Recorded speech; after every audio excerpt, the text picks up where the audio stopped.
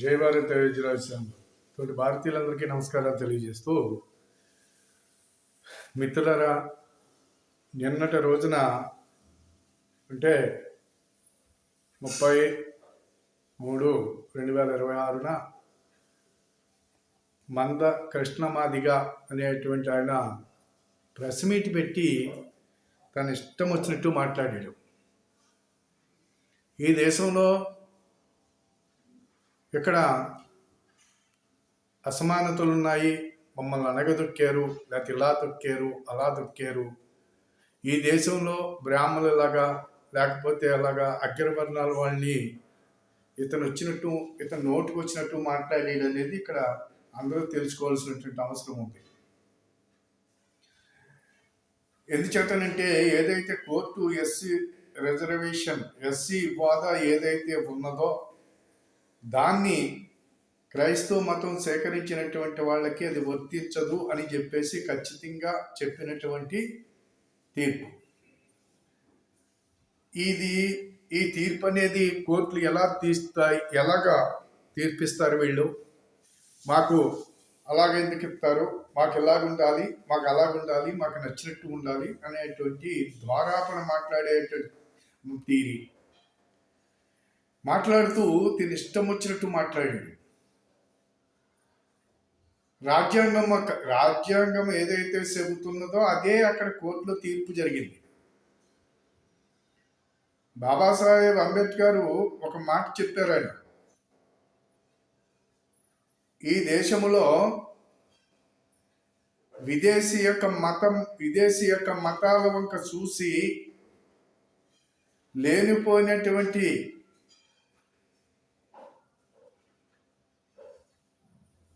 ఇబ్బందులు తెచ్చుకోవద్దు. విదేశీ మతాలు అనేవి మనల్ని చాలా నష్టపరుస్తాయి. ఈ దేశ సంస్కృతిలో భాగస్థులుగా మనం ఉండాలి. ఈ దేశంలోనే మనం భారతీయుడిగా జీవించాలి. ఇక్కడ ఇస్లాం మతంలోకి పోయినట్లయితే మక్క వైపు చూడాలి, ఏదైతే క్రైస్తవ మతంలోకి పోతే జెరూసలేం వైపు చూడాలి. దేశంలో ఉన్నటువంటి ఈ దేశ సంస్కృతి సాంప్రదాయాలకి విఘాతం కలిగిస్తారు ఈ మతం తీసుకున్న వాళ్ళు. ఈ దేశ ద్రోహిలుగా తయారవుతారు అనేది ఆనాడు అంబేద్కర్ చెప్పినటువంటి విషయం. అందుకనే ఈ రెండు కమ్యూనిటీలు కూడా ఆయన్ని ఇస్లాంలోకి రమ్మన్నా క్రైస్తవంలోకి రమ్మన్నా రాకుండా ఆయనకి నచ్చనటువంటి సంస్కృతి కాదని, ఆయనకి నచ్చినటువంటి ఈ యొక్క సనాతనాన్ని వదిలిపెట్టి బౌద్ధంలోకి వెళ్ళాడు. ఆయన బౌద్ధంలోకి వెళ్ళింది, బౌద్ధం కూడా సనాతనంలోది. భారతీయ సంస్కృతి ఏదైతే ఉన్నదో అందులోనే ప్రయాణం చేయాలనేటువంటి భావంతో వారు వెళ్ళటం జరిగింది.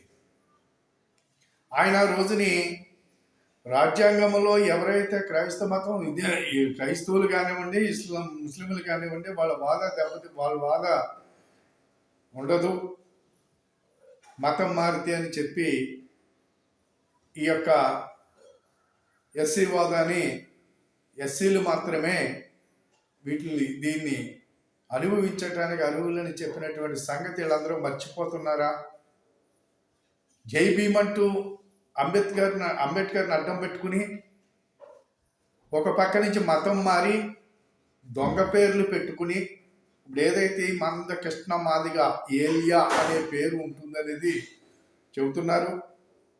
ఇతను కూడా క్రిస్టియన్ మతం తీసుకున్నవాడే, కానీ నాకు రిజర్వేషన్లు కావాలి, నాకు హక్కులు కావాలని చెప్పేసి 30 సంవత్సరాలుగా ఈ యొక్క దళిత సోదరులందరినీ రకరకాలైనటువంటి ఉద్యమాలు నడిపించి ఇబ్బందులు పెట్టినటువంటి వ్యక్తి మందకృష్ణమాదిగ. ఈ రోజున దీనికి సరే కేంద్ర ప్రభుత్వం వీళ్ళ యొక్క పోరాటానికి వీళ్ళకున్న ఇబ్బందుల్ని దాన్ని సరిచేసి చక్కదిద్ది వాళ్ళకి ఇవ్వవలసినటువంటిది ఇవ్వటం జరిగింది, వర్గీకరణ చేయటం జరిగింది.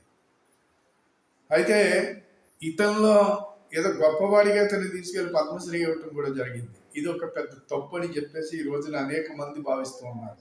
ఇతనికి పద్మశ్రీ ఇవ్వటం అనేది చాలా తప్పు అని చెప్పేసి చాలామంది దళిత సోదరులు మాట్లాడుకున్నటువంటి సంఘటన మనం ఒకసారి గుర్తించుకోవాల్సిన అవసరం ఉంది. ఎందుచేతనంటే బ్రాహ్మణుల్ని తిడతా, అగ్రవర్ణాల వాళ్ళని తిడతా ఉంటాడు, బ్రాహ్మణులు తిడతా ఉంటాడు.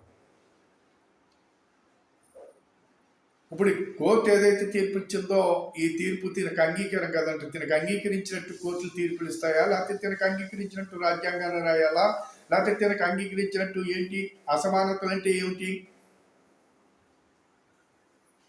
అసమానతలు అంటే ఏంటి?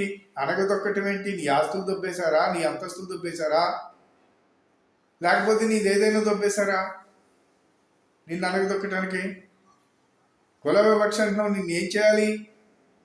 నెత్తి మీద పెట్టుకుని ఊరేగల నిన్ను? ఏంటా మాటలు? భారతదేశంలో కుల వ్యవస్థ ఉన్నది.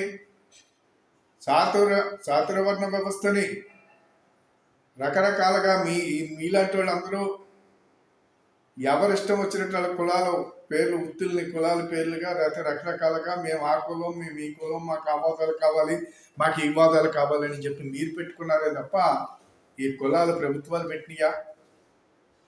బ్రిటిష్ వాడు వచ్చి ఈ దేశాన్ని వాడిష్టం వచ్చినట్టు ఈ కులాలుగా విభజించి సమాజాన్ని చీల్చి చెండాడిన చరిత్రని ప్రజలకు చెప్పవలసింది పోయి, ఇక్కడ దళితులకి అన్యాయం జరిగింది, మేము రాముడికి మేమే సాయం చేశాం, కృష్ణుడికి మేమే సాయం చేశాం, జాంబవంతుడు మావాడు, వాల్మీకి మావాడు, లేకపోతే వానరులు మావాళ్ళు, ఆంజనేయుడు మావాడు, ఇలా రకరకాలుగా తినిష్ట నోటుకు వచ్చినట్టు మాట్లాడాడు. సరే, ఇందులో ఇబ్బంది ఏమీ లేదు. అందరి వాళ్ళు, వాళ్ళ దేవుళ్ళు అందరి వారు, వాళ్ళ చరిత్రకారులు, వాళ్ళ మహాపురుషులు, వాళ్ళందరి వాడే. ఇప్పుడు నీకు కాదని ఎవరన్నారు? ఆ గుళ్ళలో మేము పూజారులుగా ఉండటానికి పని చేయమా అన్నావు. పూజారులుగా బ్రాహ్మలే ఎందుకు ఉండాలన్నావు. పూజారిగా బ్రాహ్మణులు ఉండలేదు. వేదం ఎవరు చదువుకుంటే వాళ్ళ గుళ్ళో పూజారిగా ఉంటారు. నీకు తెలుసో లేదో, ఈ దేశంలో అనేక మంది మాలదాసులు, అనేక మంది పూజారులు, అనేక మంది యోగులుగానే ఈ దేశంలో ఉన్నారనే సంగతి నీకు చరిత్ర తెలియకపోతే, నువ్వు చరిత్ర తెలియకపోవచ్చేమో నీకు. కానీ అనేక మంది పూజించబడ్డారు దళితుల్లోని. వాల్మీకిని పూజిస్తున్నారు, వాల్మీకి పూజింపబడుతున్నారు. ఆయన కులాన్ని నువ్వు ఈ రోజున ఎత్తుకొచ్చావు. జాంబవంతుని మాదిగా అని చెప్పేసి చెబుతావు. మాదిగని పూజించింది సమాజం. మాదిగ అయితే ఆయన్ని పూజలు అందుకుంటున్నాడు. హనుమంతుడు లేనటువంటి ఊరు, హనుమంతుడు గుడి లేనటువంటి ఊరు ఎక్కడ ఉండదు. మరి హనుమంతుడు మీ వాడు అంటున్నావు, పూజింపబడుతున్నారు కదా.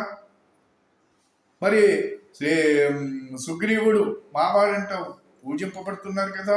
వీళ్ళందరినీ కూడా ప్రతిరోజు ఈ దేశంలో ఉన్నటువంటి హిందూ సనాతనములో వాళ్ళు ప్రతిరోజు వాళ్ళని తలుసుకోకుండా, వాళ్ళని పూజించకుండా ఏ ఒక్క భారతీయుడు ఉండడు.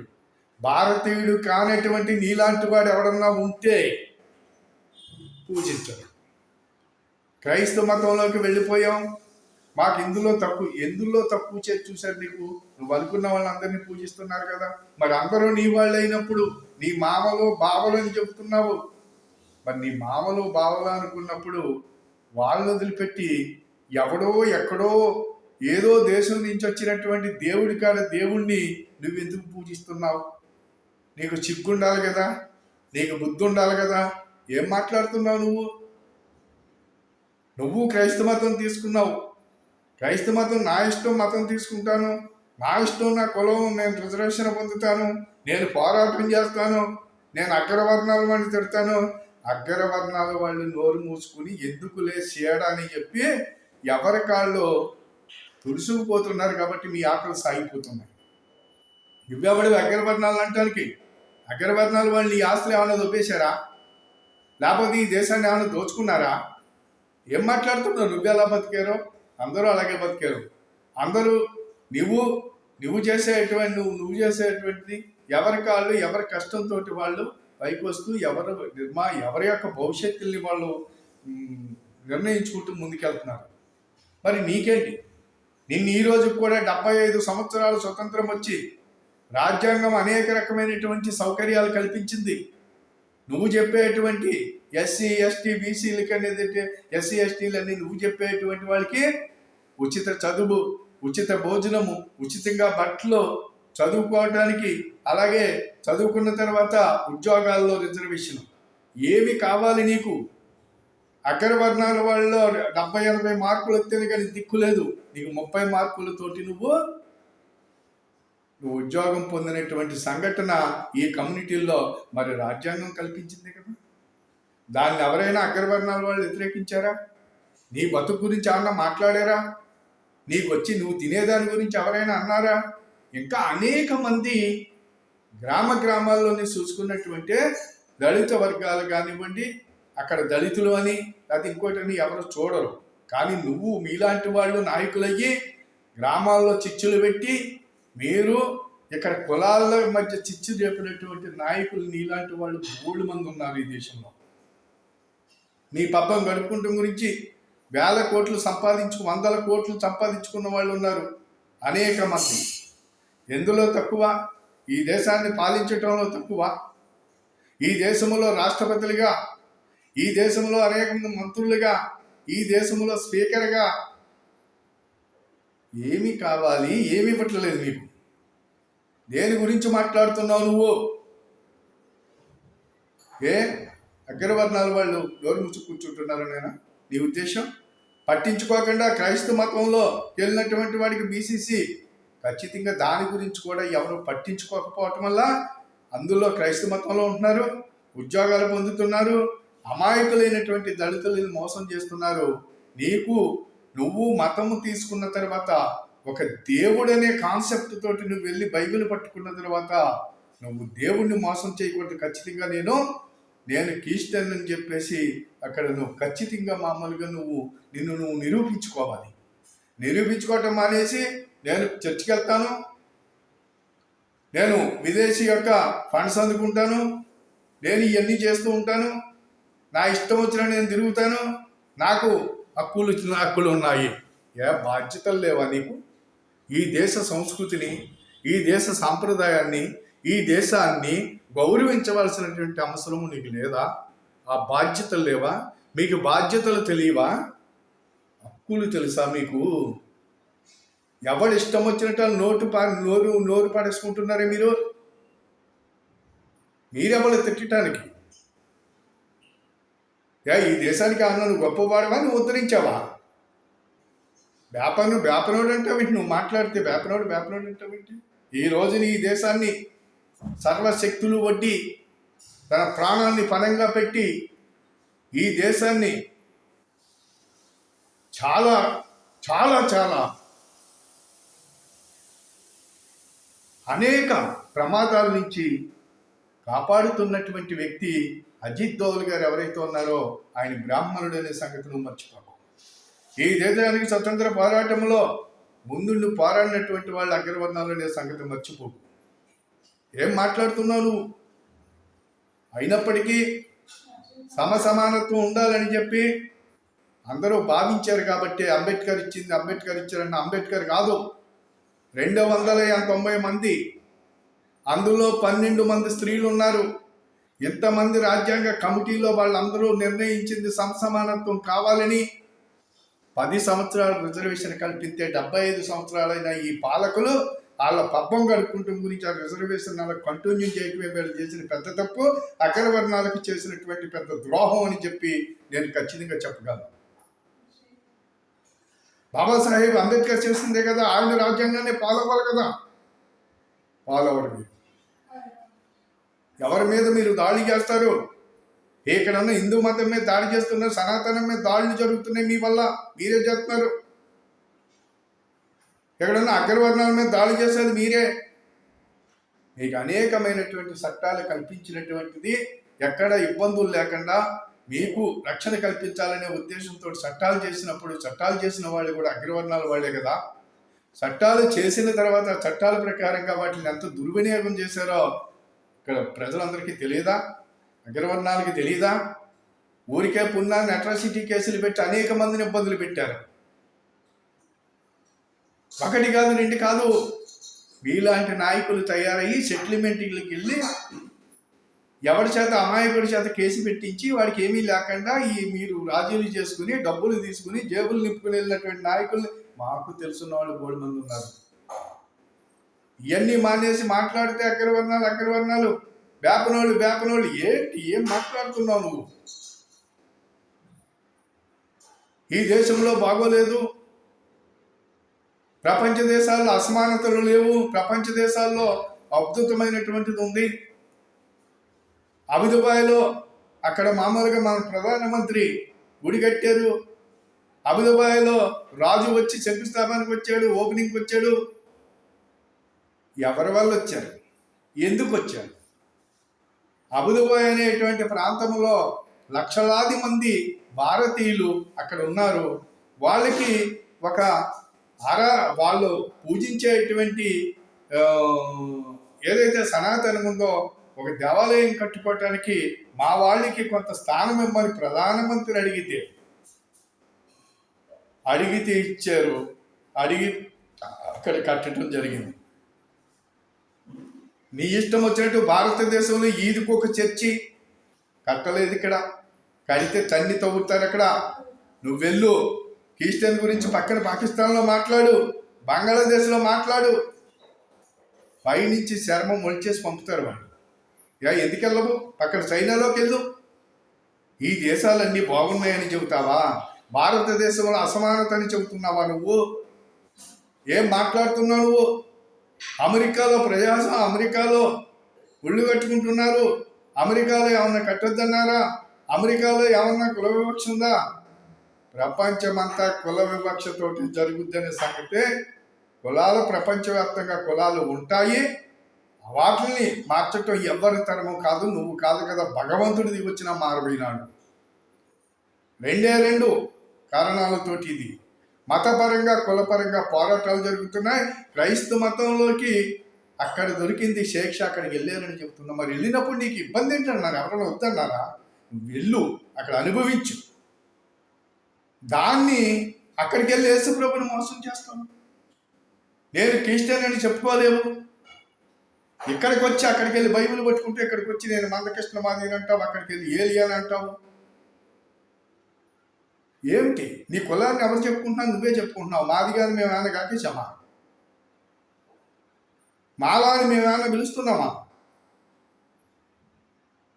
ఈ దేశంలో పేర్లు పనిచేయవు, నీ తల్లిదండ్రులు పెట్టిన పేర్లు పనిచేయవు, ఈ దేశ సంస్కృతి పనిచేయదు. ఇక్కడ గాలి కావాలి, ఇక్కడ నీరు కావాలి, ఇక్కడ తిండి కావాలి. విదేశాల పక్కల్లో పాటలు పాడతామని చెప్పే మీలాంటి దేశద్రోహులు ఈ దేశంలో చాలామంది ఉన్నారు. ఏళ్లతోటి ఇక్కడ ప్రమాదం అనేది ఈనాడు సమాజం ఆలోచిస్తుంది. అమెరికాలో నీకు ఎక్కడ పడితే అక్కడ కట్టుకొనిస్తారా? అమెరికాలో వాళ్ళ దేశ వాళ్ళ యొక్క చట్టాలకి వాళ్ళకున్నటువంటి రూల్స్ అండ్ రెగ్యులేషన్ ధిక్కరిస్తే రోడ్డు మీద కాల్చి చంపేస్తారు. మళ్ళీ శవం కూడా రాదు. ఇక్కడికి ఏం చేశాడు అమెరికా ప్రెసిడెంట్? కాళ్ళు చేతులు కట్టేసి పంపాడు. ఏమయ్యావు నువ్వు? మరి మంచి దేశం అని చెబుతున్నావు కదా, మరి ఏం చేసావు ఆ రోజుని? ఏం మాట్లాడుతున్నావు నువ్వు? హిందూ మతంలో నీకు శిక్ష లేదా? నీవు పూజారి కదా, నువ్వు పూజారి యాదం చదువుకోపోయావు. ఆ పూజారి దాని ఎదురు నీకు. నువ్వేమి చదువుకోకుండానే నువ్వు మామూలుగా నీకు ఏదో ఒక ఐఏఎస్ ఇవ్వాలని అంటావు, నువ్వు ఐపీఎస్ ఇవ్వాలని అంటావు. నువ్వు చదువుని పట్టి ఉంటుంది. చదువుకున్న వాళ్ళకి చదువుకున్నటువంటి స్థానాలు దక్కుతున్నాయి. ఈ రోజున ఈ దేశంలో అత్యున్నతమైనటువంటి అనేకమైనటువంటి ఐఏఎస్లు, ఐపీఎస్లు గాను, ఎంఆర్ఓలు గాను, అనేక రకాలుగా ఎస్సీలు అన్ని ఒక్కటా రెండా ఎన్నో అనుభవిస్తున్నారు. ఈ అనుభవించేది ఎవరు అనుభవిస్తున్నారు? నీలాంటి వాళ్ళు. అమాయక దళితులు ఎవరైతే ఉన్నారో వాళ్ళందరినీ కూడా ఈ రోజుకి మీరే అనగదొక్కుంటున్నారు. వాళ్ళని పైకి తీసుకొస్తున్నారా? వాళ్ళని అడ్డం పెట్టుకుని 100 కోట్లు సంపాదించుకుంటున్నారు. వాళ్ళని అడ్డం పెట్టుకుని మీ ఇళ్ళల్లో మీ పిల్లలు ఉద్యోగాలు సంపాదించుకుంటున్నారు. పాపం అమాయకమైనటువంటి వాళ్ళ కూలీ నాలి చేసుకునేటువంటి వాళ్ళ ఇంట్లో చదువుకున్న పిల్లలకి ఏమన్నా దారి చూపిస్తున్నారా మీరు? వాళ్ళని తీసుకెళ్ళి ఇప్పిస్తున్నారా? ఇప్పించరే. వాళ్ళు బయటికి తీసుకొస్తున్నారా? తీసుకురారే. ఏం మాట్లాడుతున్నావు? నీ ఇష్టం వచ్చినట్టు మాట్లాడేయటానికి నువ్వు ఏమన్నా ఇక్కడ ఏమన్నా గొప్ప పోటీగాడిని అనుకుంటున్నావా? నువ్వు మాట్లాడేసిందల్లా ఇంటానికి సిద్ధంగా ఉన్నారంటున్నావా? పోరాటం చేస్తావా? చెయ్యి. దళిత క్రైస్తవులు ఏలకోలంగా ఉందా?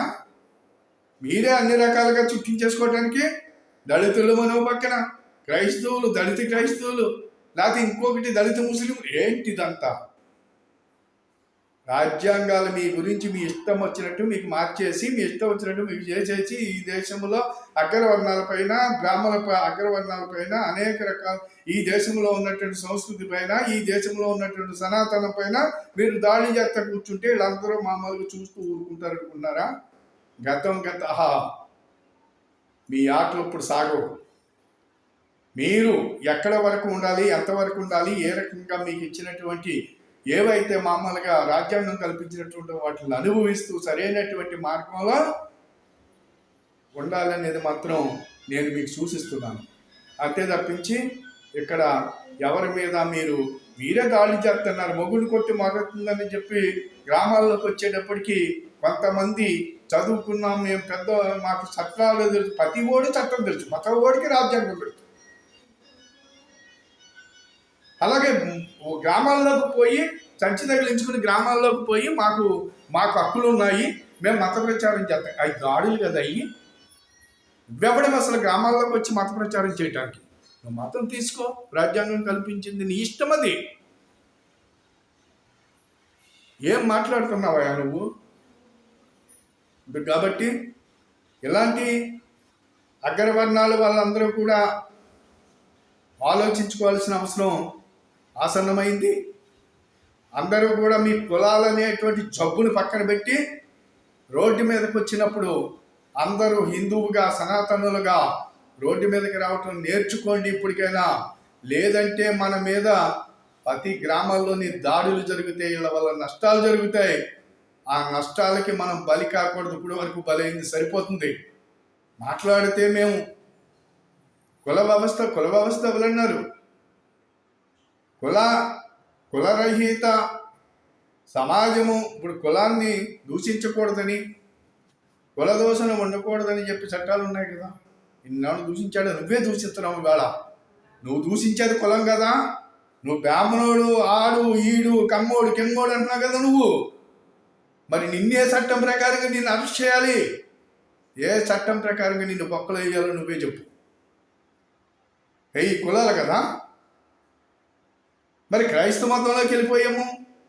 క్రైస్తవ మతంలో కూడా అందరూ బ్రాహ్మణులు ఉన్నారు, కమ్మోళ్ళు ఉన్నారు, రెడ్లు ఉన్నారు అనేది చూపిస్తున్నావు కదా నువ్వు. మరి ఎందుకు వెళ్ళావు అక్కడికి? అంటే వ్యాపారుడు ఈ భూమి మీద ఉండకూడదా?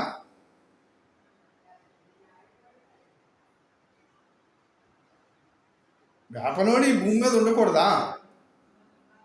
మరి ఆ చర్చలకి నువ్వు ఎత్తుకెళ్తున్నావు. అగ్రవర్ణాల వాళ్ళు చర్చలు అని చెప్పావు కదా. వందల మంది, లక్షల మంది వెళ్ళిపోయి దశభాగాలు ఇచ్చేసి అక్కడ వాళ్ళకి సంవత్సరానికి వచ్చి 100 కోట్లు, 1000 కోట్లు సంపాదిస్తున్నారు కదా. మరి నువ్వు చర్చ పెట్టి ఏం మాట్లాడుతున్నావు? అందులోకి వెళ్ళినా నీకు సుఖం లేదా? ఎందులోకి వెళ్తావు? నిన్ను కన్న తల్లి తండ్రిని కాదనుకుని నువ్వు పక్కో ఇంటికి వెళ్ళినప్పుడే నీ బతుకు బస్టాండ్ అయిపోతుంది. అందుకు కాబట్టి కృష్ణ మాదిగి గారికి నేను చెప్పబోయేది ఏమిటంటే, నీ నోరు అదుపులో పెట్టుకో. నువ్వు వాగితే అది కమ్యూనిటీ మీద పడుతుంది. గ్రామాల్లో కులాలు లేకుండా బతుకుతున్నారు. మాట్లాడితే మేము ఎక్కడికి వస్తాము? మాకు ఊరి చివరి పాటలు ఏంటి ఉంటాయి. నీకున్న ప్రభుత్వమే స్థలాలు ఇచ్చి నీకు ఇల్లు కట్టించి మీకు అన్ని రకాలుగా చేస్తామంటే ఎక్కడెత్తుంది? స్థలాలు ఎక్కడుంటే అక్కడ ఎత్తుంది. ఇన్ని సౌకర్యాలు పొందుతూ ఎన్నో రకాలుగా స్థలాలు, ఇచ్చిన స్థలాలు అమ్ముకుని మళ్ళా స్థలాలు కావాలంటాం.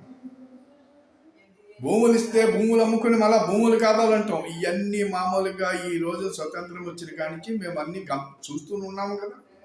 నువ్వేదో మాట్లాడేస్తున్నావా? ఎవరికి అన్యాయం జరిగింది ఇక్కడ? లక్షల కోట్ల రూపాయలు అగ్రవర్ణాల వాళ్ళు కట్టినటువంటి పన్నులు కదా. వీటి నుంచి అనుభవించేది మీరు కదా. మీకు అంతే. కాబట్టి అనవసరమైనటువంటి వాగుడు తగ్గించుకుంటే బాగుంటుంది. కులాలని రెచ్చగొట్టకు. గ్రామాల్లో కులం తెలియకుండా బతుకుతారు.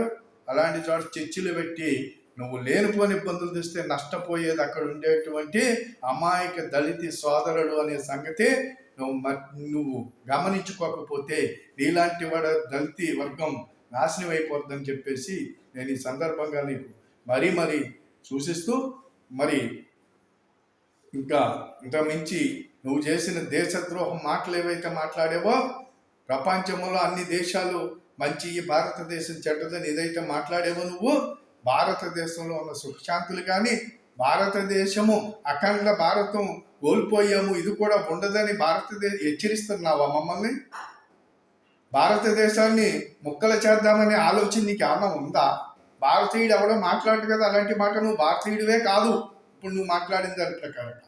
భారతదేశాన్ని ముక్కలు చేసేటువంటి పరిస్థితి అని నువ్వు చెప్పే హెచ్చరికగా నువ్వు చేసినటువంటి ఇది ఏదైతే ఉందో, నువ్వు పక్క దేశద్రోహం నీ మీద కేసు పెట్టవలసిన అవసరం ఉంది. నీకు ఇచ్చిన పద్మశ్రీని వెనక్కి తీసుకోవాల్సిన అవసరం కూడా ఉందని ప్రభుత్వాన్ని మరీ కోరుతున్నాను. దేశాన్ని ముక్కలు చేయటానికే కదా మీరు మతాలు స్వీకరించి మీ ఇష్టం వచ్చినట్టు ప్రచారాలు చేస్తున్నారు. దేశాన్ని ముక్కలు చేయటానికి ఇక్కడేమి నువ్వు ముక్కలు చేస్తే చూస్తూ ఊరుకోవటానికి ఇక్కడేమి మామూలుగా మిగతా వాళ్ళందరూ కూడా నోరు మూసుకుని ఊరుకోరు. ఎప్పుడు ఏ టైము ఏ రకంగా రియాక్ట్ అవ్వాలో ఆ రకంగా రియాక్ట్ అయ్యే పరిస్థితి వస్తుంది. ఆ పరిస్థితి వచ్చినప్పుడు నువ్వు ఇలా వచ్చినప్పుడు అలా వచ్చేది ఏదో ఉంటుందో అప్పుడు ఏం చేయాలనేది అప్పుడు ఈ భారతీయులందరూ ఆలోచించుకుంటారు. ఇది గమనించుకోవాల్సిన అవసరం నీకు ఉంది. అంతే తప్పించి భారతదేశాన్ని ముక్కలు చేస్తావా నువ్వు? భారతదేశం ఉండదా? నువ్వెవడివి అంటానికి? నీకు ఇక్కడ మామూలుగా నీకు వర్గీకరణ కావాలా? నీకు వచ్చేటప్పటికి రిజర్వేషన్లు కావాలా?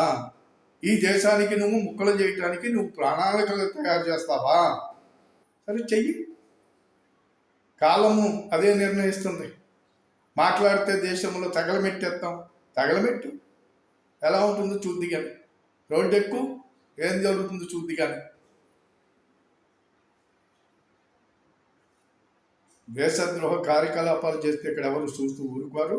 జాగ్రత్తగా ఉండు అని చెప్పేసి ఈ రకంగా ఈ సందర్భంగా నేను వీడియో రూపంలో నేను మరీ నేను నీకు ఒక విన్నపం అనుకో, నువ్వు ఏదైనా అనుకో, హెచ్చరిక అనుకో, ఏదైనా అనుకో. భారతీయుడిగా నా గుండు పగిలే మాటలు నువ్వు మాట్లాడేవు.